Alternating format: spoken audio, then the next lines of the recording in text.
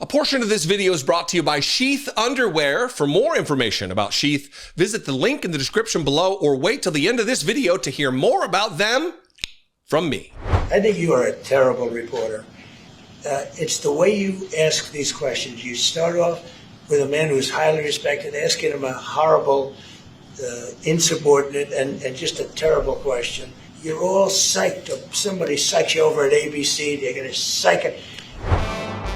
The perpetual unwinding, unraveling of Donald Trump continues right before our very eyes. Yesterday, he hosted Mohammed bin Salman, the crown prince of Saudi Arabia and brutal murderer, dismemberer of a journalist in the Oval Office of the White House, ruling over a country that played a pivotal role in the attacks on 9/11, which led to the deaths of thousands and thousands of Americans on that fateful day. And Donald Trump glad-handing and grab-assing with this ghoul. We're going to get to that in the next one. But this is really dealing with how Donald Trump isn't dealing well with the the release of the Epstein Files. The vote that passed the House and the Senate will end up on his desk. We'll see where that goes. A reporter asked a very simple question, a very simple and wildly appropriate question related to that vote. She asked, "Mr. President, why wait for Congress to release the Epstein Files? Why not just do it now?" To which Donald Trump had an apoplectic fit. He freaked out and started talking about how much he hates her. And you're just a terrible person. Like, I would love to answer the question. I would love to, but man, I just hate your face. I just hate everything about you. I'm so desperate to answer this question, but I just can't get over how much I hate your guts. I mean, it's ultimately what happened. Watch this, and then let's talk about it on the other side. Is that pretty good? I don't know if that number's right, but it's pretty good. Mr. President, why wait for Congress to release the Epstein Files? Why not just do it now? You know, it's not the question that I mind, it's your attitude. I think you are a terrible reporter. It's the way you ask these questions. You start off with a man who's highly respected, asking him a horrible, insubordinate, and just a terrible question. And you could even ask that same exact question nicely. You're all psyched up. Somebody psychs you over at ABC. They're going to psych it. You're a terrible person and a terrible reporter. As far as the Epstein Files is, I have nothing to do with Jeffrey Epstein. I threw him out of my club many years ago because I thought he was a sick pervert. But I guess I turned out to be right. But you know who does have? Bill Clinton, Larry Summers, who ran Harvard, was with him every single night, every single weekend. They lived together. They went to his island many times. I never did. Andrew Weissman, I hear. All these guys were friends of his. You don't even talk about those people. You just keep going on the Epstein Files. And what the Epstein is a Democrat hoax to try and get me not to be able to talk about the $21 trillion that I talked about today. It's a hoax. Now, I just got a little report, and I put it in my pocket, of all the money that he's given to Democrats. He gave me none, zero, no money to me, but he gave money to Democrats. And people are wise to your hoax, and ABC's, your company, your crappy company, is one of the perpetrators. And I'll tell you something, So why not just sign it now? I think the license should be taken away from ABC, because your news is so fake, and it's so wrong.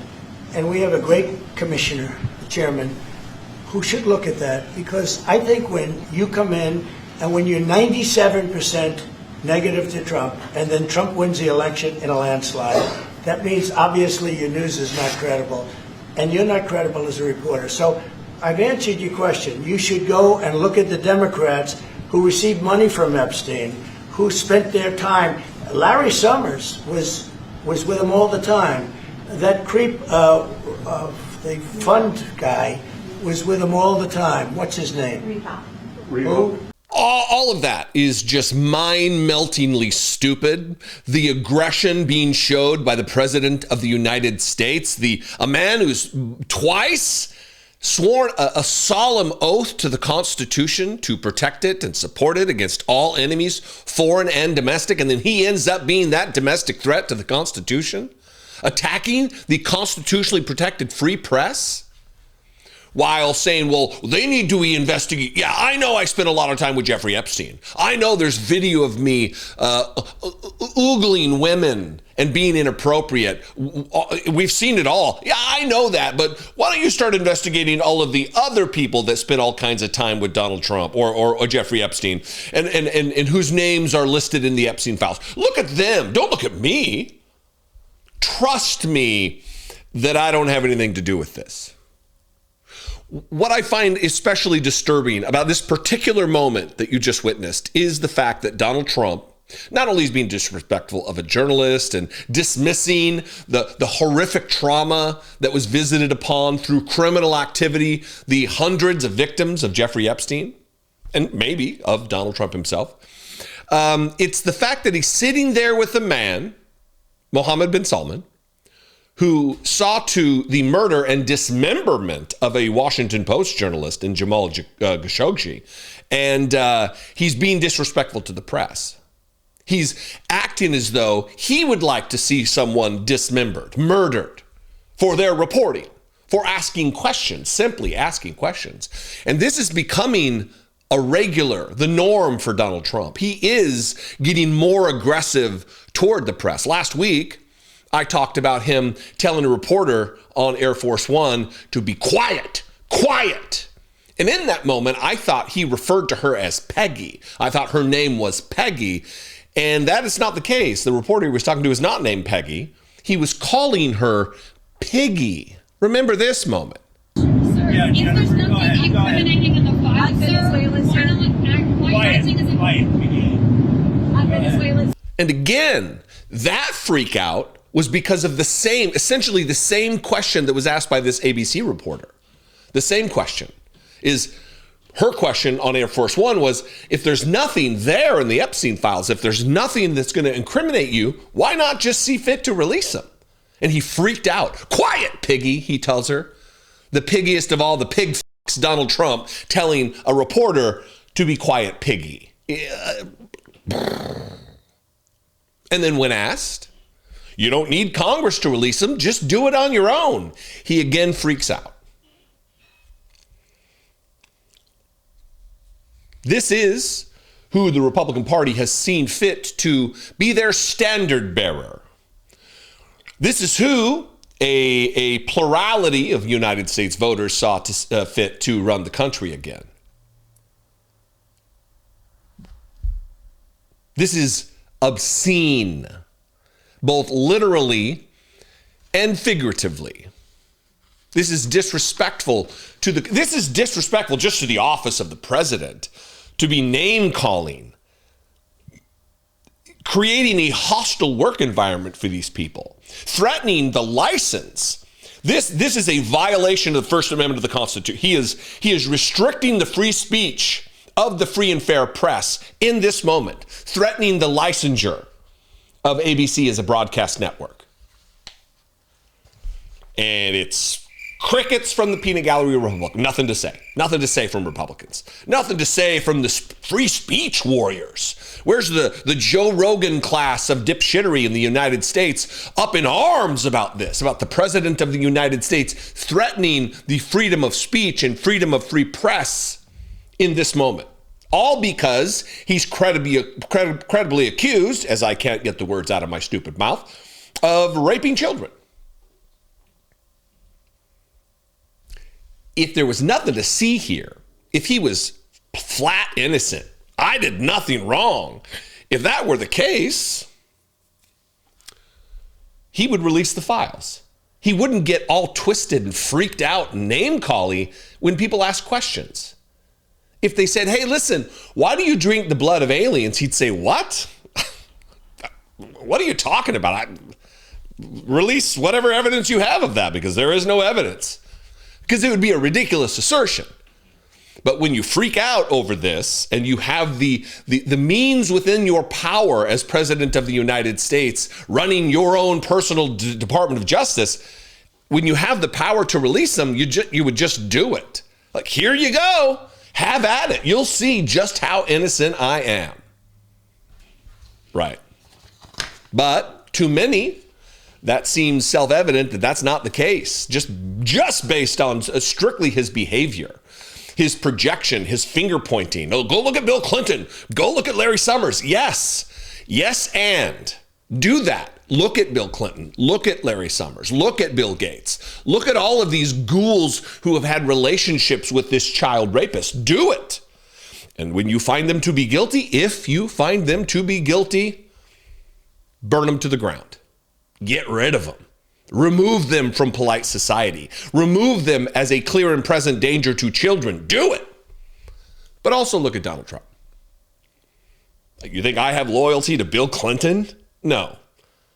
I don't have loyalty to any human being that would override my loyalty to the innocence of children and protecting them from crimes at the hands of predators. There's not anyone drawing breath right now that I'm going to defend for this. But I'm not a Republican, so I'm not willing to go to bat for this kind of behavior, these types of crimes against children. What do you think? I invite you to this conversation. Let's have it in the comments below this video. You can also call the voicemail line 714-576-4054. Please keep them brief. And you can also email me at any length, daily@dollemore.com. I love and appreciate you very much. I'll see you next time. Until then, be genuine and take care of one another. It is absolutely difficult to keep a cool head in this political climate, especially with the added aggravation of these overheated outdoor temperatures. How can you be expected to conduct any clear-headed discourse with your drawers in a sweaty soup? My go-to for keeping things cool, sheath underwear. I'm wearing a pair right now, and let me tell you, it's like nighttime in the desert down there all day long. Head to sheath.com and use promo code Dollemore to score 20% off and upgrade yourself to the most comfortable underwear that you'll ever wear. How do they differ from your average boxers? Well, let me tell you. Invented by a U.S. Army veteran while serving a tour in Iraq, Sheath's boxer fabric is designed with a moisture-wicking technology. Their underwear features a unique dual pouch system that keeps all your man parts comfortably separated instead of sticking together. We all know the feeling of the old eggs getting stuck to the pan, if you know what I mean. My favorites are the airflow meshes, which seem especially equipped to handle my thighs. They're bigger thighs. But Sheath has also tons of other fabric options and designs that you can get into. And I'm clearly not the only one singing the praises out there. Sheath are recommended by multiple doctors and urologists and have over 20,000 five-star reviews. Also, Sheath supports multiple charities like Socks for Soldiers and Doctors Without Borders. So while you're upgrading your undies, you can be making the world a more upstanding place too. It's tough to focus on draining the swamp when you are swampy mess yourself. Sheath's boxers will help you keep the temperature down by bringing up the level of comfortability. Score 20% off right now at sheath.com and use promo code Dollemore.